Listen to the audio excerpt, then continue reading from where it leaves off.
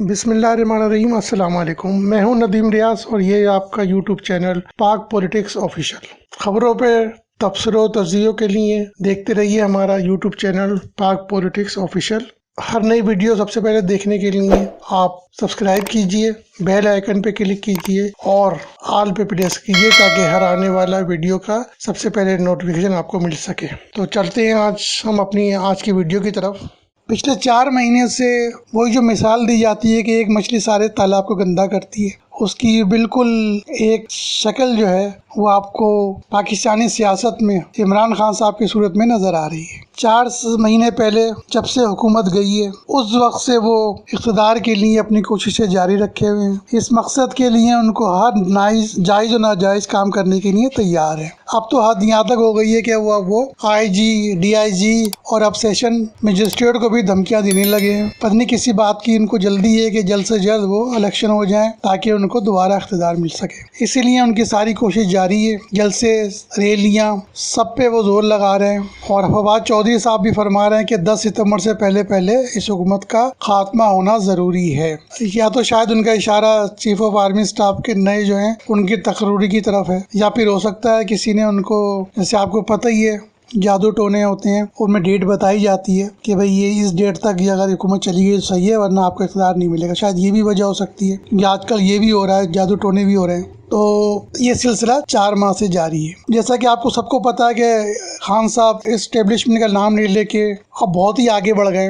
आपको याद होगा अली वजीर साहब जब नारे लगाया करते थे कि इसके पीछे वर्दी है, तो अब इमरान खान साहब नारा लगा रहे हैं कि इसके पीछे बूट है। हर एक के अपने अल्फाज दूसरे के मुंह में डालते हैं। पुलिस के बारे में फरमा रहे हैं कि पुलिस से जब मैंने पूछा तो उन्होंने कहा कि पीछे से हमें बूट आया था। इसी तरह इलेक्शन कमीशन के बारे में कह रहे हैं कि वो मुझे नाइल करना चाहता है। उस फैसले के भी वो कहते हैं कि इसके पीछे भी बूट है। तो बाकी भी दूसरे मामलात में भी वही कह रहे हैं कि हमें पीछे से प्रेशर है। तो बार बार वो इशारा एक ही तरफ कर रहे हैं। और आपको याद होगा कि 2016 में शायद अल्ताफ हुसैन साहब ने एक तकरीर की थी। उस तकरीर के बाद MQM पे पाबंदी लग गई थी और आज तक उनको ना दफातर खोलने की इजाज़त है, ना तकरीर की इजाज़त है और ना उनको पाकिस्तान में खिताब करने की इजाज़त। हालांकि वासिफ जलील के जरिए उन्होंने माजरत भी की थी, लेकिन वो अभी तक पाबंदियों के ज़िम्मे में है। इसी तरह अली वजीर साहब भी मुकदमा भुगत रहे हैं इन्हीं तकरीरों पर, लेकिन खान साहब आज़ाद हैं। हर रोज़ तकरीर करते हैं एस्टेब्लिशमेंट के खिलाफ, लेकिन उनको कोई गिरफ्तार करने वाला नहीं है, ना कोई उनका नोटिस लेने वाला है। अब जाके कहीं उनकी तकरीरों पर वो भी बराह रास्त नशर करने में पाबंदी है, वैसे पाबंदी नहीं है। जलसे जुलूस पर भी उनकी कोई पाबंदी अभी नहीं है। उन्होंने जो अभी रैली की थी F9 पार्क में, उसमें जो DIG और IG और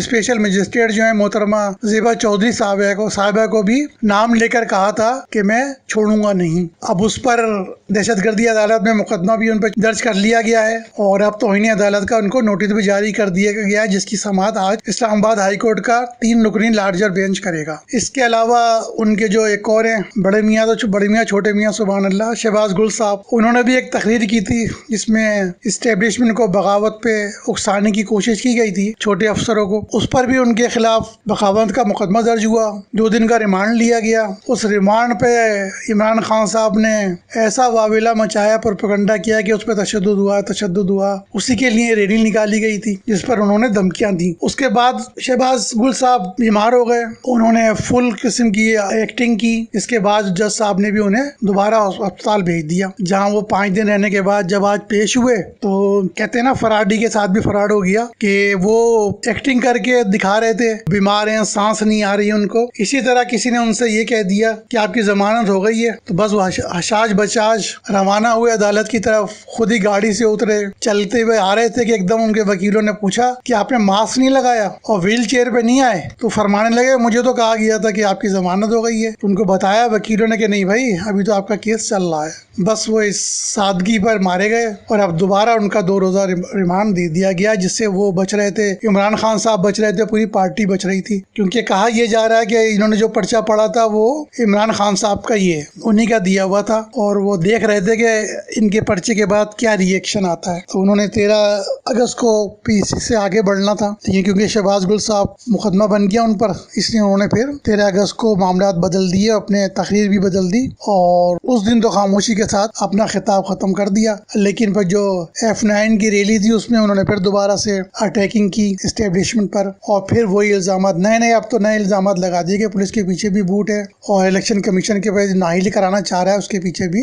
बूट है। ये तो वो पहले ही बता चुके हैं, जो नवाज शरीफ, आसिफ जरदारी जो करप्शन के केसेस थे वो मुझे इस्टेब्लिशमेंट ही आकर बताया करती थी। तो तोशाखाना रेफरेंस चल रहा है। अब ये कल से इनकी तौहीन अदालत की कार्रवाई भी शुरू होने वाली है। इनका गुस्सा भी इमरान खान साहब का बढ़ता जा रहा है और उन्होंने कहा भी है कि मैं प्रोग्राम दे रहा हूँ जल्दी से जल्द ताकि जल्द से करूँ। और उनका ख्याल ये है कि इस वक्त जो अवाम है उनके साथ हैं, इस वक्त इलेक्शन होना चाहिए फौरन, वरना वो अगर इलेक्शन नहीं हुए बकौल उनके कि नदियाँ खून की भी बह सकती हैं। तो इसका इशारा जो है उनका अवाम को बराह रास्त इस्टेब्लिशमेंट से तसादुम कराने का है। उनका अपना हाल तो ये है कि जब भी जलसों में तो रैलियों में तो कहते हैं कि मुझे गिरफ्तारी से नहीं डरता, जेल जाने से नहीं डरता, लेकिन जब वक्त आता है जेल जाने का और गिरफ्तारी का तो बनी गाला के पिछले दरवाजे से गायब हो जाते हैं, फिर जमानत कराने लगते हैं। भाई जमानत किस बात की, जब आप खुद कहते हो मैं नहीं डरता तो जो अल्फाज आप बोल रहे हो उसको जाके डिफेंड करो कि हाँ भाई मैंने ही कहा है और मैंने इसलिए कहा है और मैं अपने अल्फाज पे कायम हूँ। लेकिन वहाँ जाके फिर माफिया मांग ली जाती हैं कि हमने तो कहा ही नहीं था,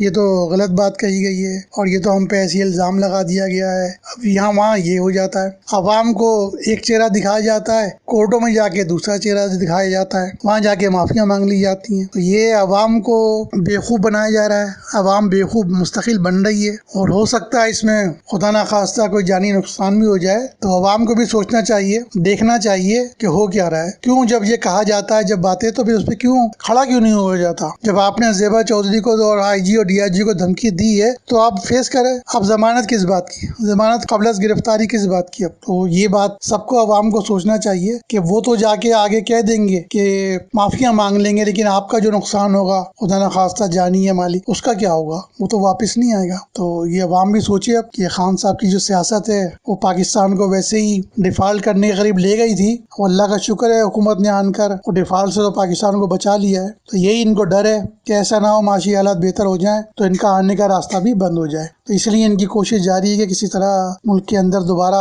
हालात ख़राब किए जाएँ, लोगों में इस तरह की बेचैनी पैदा की जाए ताकि दोबारा मईशत जो है वो अपने उसी मुकाम पे पहुंच जाए जिस पे इन्होंने छोड़ा था। तो ये भी कोशिश जारी है अपने ज़ाती मफाद के लिए, देखे मुल्क के लिए ख़ैर भी कोई ख्याल नहीं है। देखते हैं अब आज क्या होता है, इनके तौहीन अदालत के केस होगा तो इंशाल्लाह हम फिर आपके साथ एक नई वीडियो के साथ हाजिर होंगे। अस्सलाम वालेकुम।